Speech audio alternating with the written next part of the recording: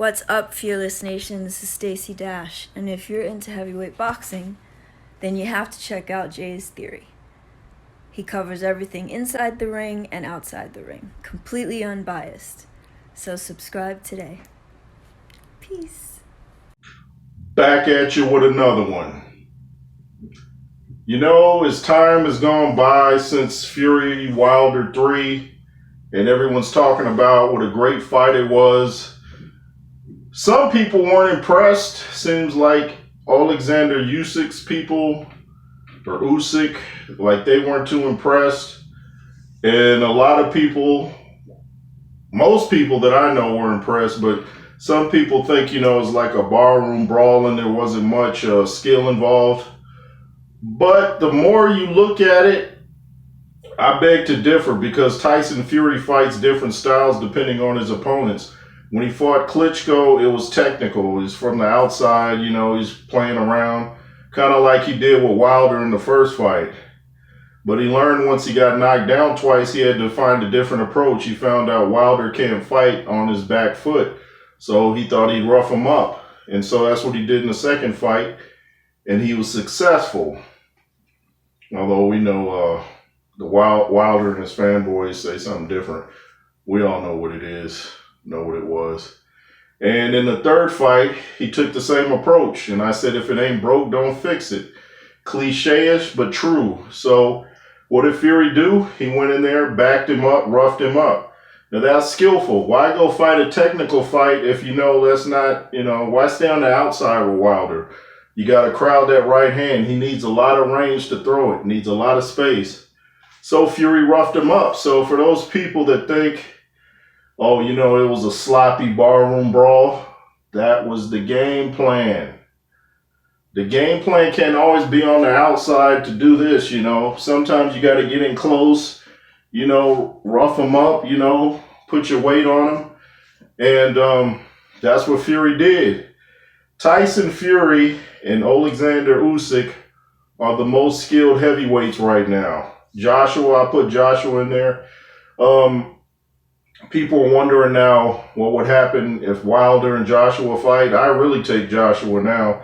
I know he's a little bit, gun shy now, seems like, but I think once Wilder, connects with the right, I think that'll, wake him up, and we might see the old AJ that fought Klitschko. But the thing I really want to talk about is I'm disappointed in Wilder. This was his opportunity to make up for all of the excuses he had. If he had just, when Fury went over to, console him after the fight, Fury said that Deontay told him, I guess to get away, he didn't respect him. If I was Fury, I'd have been like, yeah, you respected that right hand, though. Anyway, though, that was his moment right there. If Deontay had done that, it would almost been like a draw, like a double victory.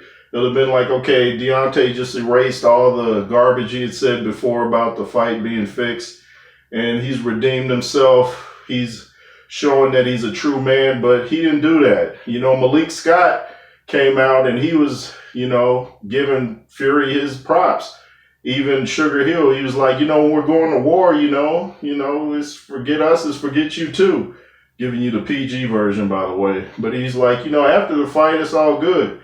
But he was giving Fury his credit. He said, he was the better fighter that night. And, it was on IFL TV, and the interviewer was trying to back him in the corner saying something about, do you feel that, I guess, Tyson Fury cheated Wilder? And he was saying, well, that's what Wilder saw. It's kind of like he was kind of saying that Fury might have cheated, but he didn't come right out and say it. And I thought, come on, man, you guys got to let that go. You just gave him his props. Don't erase what you just said.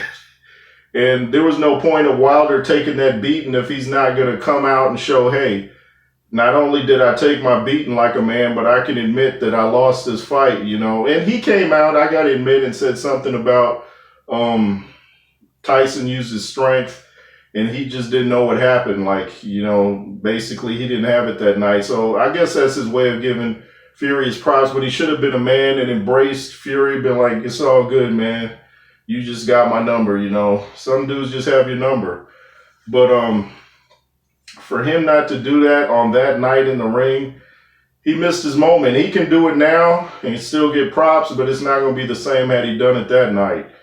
But anyway, I was watching Ellie Sek back, and I'm subscribed to his page, but that interview he did with Malik Scott was pretty weak, where he's sitting there being a yes man, talking about how Deontay didn't want to shake Tyson Fury's hand, and he was like, I would have done the same, and he mentioned something about Tyson Fury cheating.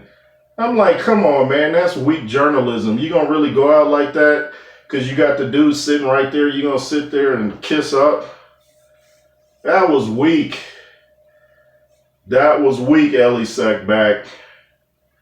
I mean, to just sit...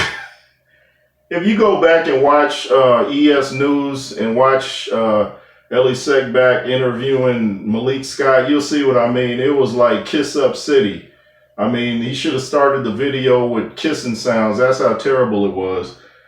Tyson Fury didn't cheat. I've said this I don't know how many times. If there was evidence he cheated, he'd probably be banned from the sport, might have got arrested, who knows what.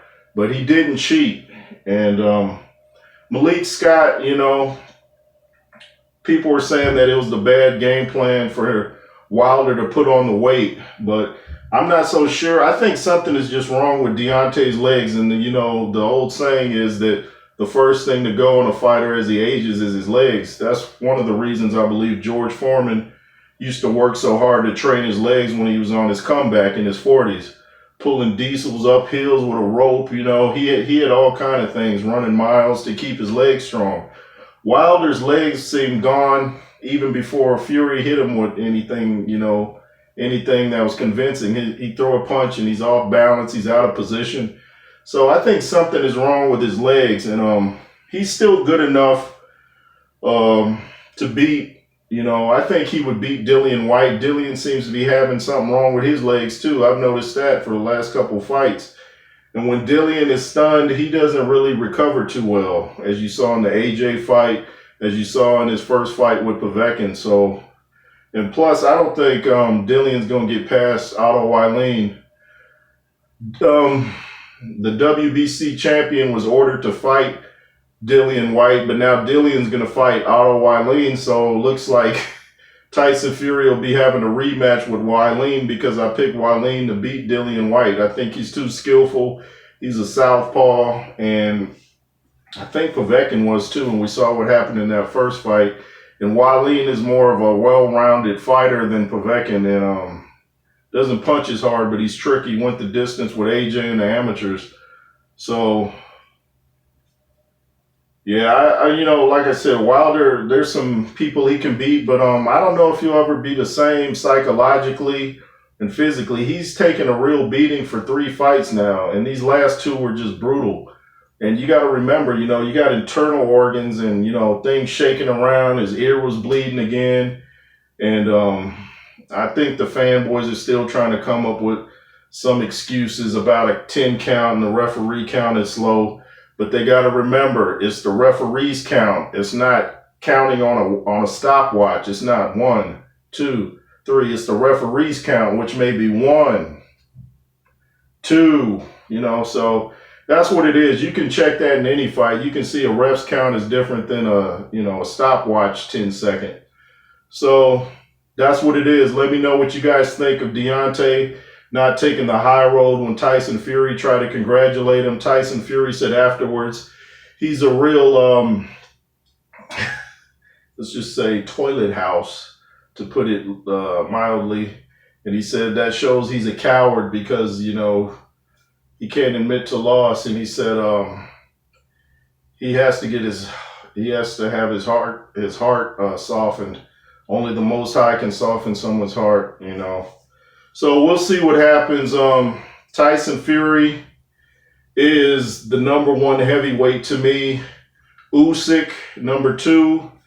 Joshua, number 3. The winner of Dillian and Otto Wylien would be 4. No. I'm gonna say. What am I talking about? I'm gonna say Joe Joyce before Joshua, actually, because Joyce has won his last 2 fights. If you guys get a chance, go check out EJ Boxing Live, where he did a great interview with Joe Joyce's mom. I mean, she knows a lot about the sport. It was a great interview. I enjoyed it. And they were talking about all kind of things, you know. I was telling them how EJ mentioned how Mike Tyson paid Lennox Lewis step-aside money, and I said, yeah, he paid him $4 million not to fight. Man, can you imagine getting $4 million not to fight? Anyway, thanks for watching. Make sure to subscribe and be fearless. Yay, yay.